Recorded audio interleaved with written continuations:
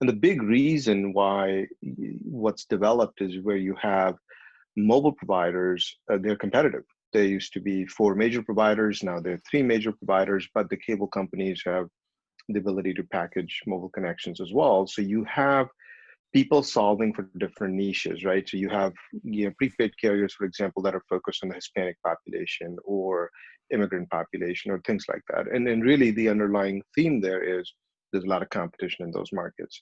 Whereas in the fixed line business, there is no competition, practically speaking. And that's really what drives the divide, because these networks are really expensive to build, and most companies are optimizing for return to shareholder or whatever other financial metric there is, and just find no practical way of being able to justify that investment. And then that breeds sort of policy decisions within those companies, and then it becomes sort of a systemic thing where every new build, every network is designed to produce a lot of cash, not really designed to fill a societal role that it also happens to play, right? And why? Because these are unregulated private networks.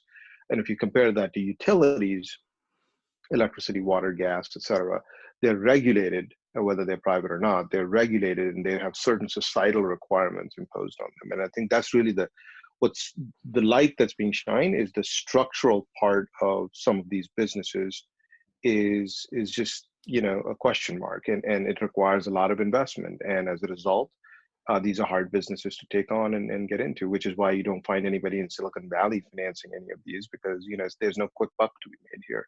It's hard, grindy work.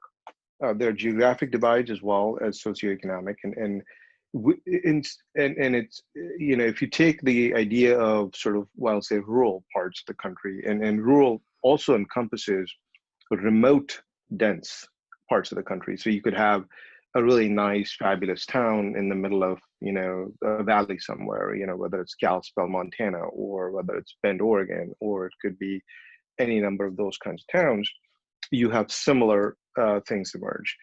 Even within cities, geography actually starts playing a role, because for whatever set of historical reasons, we've had zoning that clumped, for example, low-income housing in certain areas. So providers build networks by essentially avoiding those areas, because then they don't have to finance the expense of building a network within those areas. So there are easily parts of and geography and socioeconomics in cities tends to go hand in hand to some extent. New York City is an odd example, just because you have a $50 million apartment next to a student apartment or whatever it is. But for the most part of the country, low income or depressed housing tends to get clustered in. And yes, people have been making strides over the last few decades in terms of 80-10, 80-20, or 90-10 type of housing and things along those lines. But you still have very large blocks that are geographically isolated, and the cost of providing connectivity there is just astronomical.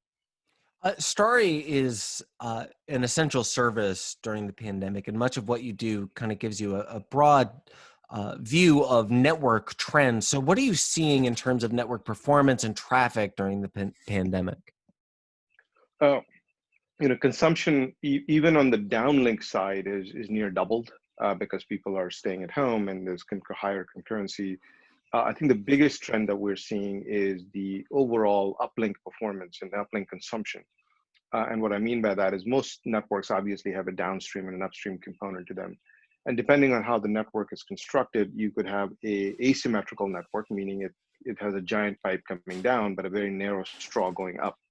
And that's the cheapest way to build a network, which is vast majority of the networks in this country are built that way. Cable companies have typically done that. And so what we're seeing is the network consumption on the uplink has dramatically gone up. It's almost 3x to 4x during daytime hours. And it's now, the ratio used to be 10-1, now it's about 5-1 of down to up.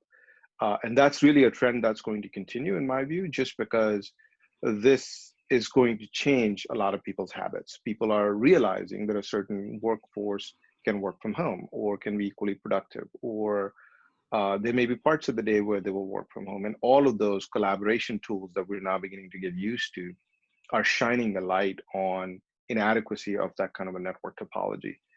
So we think that that's also going to be massive area of investment and improvement over the next, several years to bring symmetry to the network so that you have equal ability to download, upload, stream, do video calls. Because if you're in a older cable system, you're lucky if you're getting a megabit or 2 megabit second up.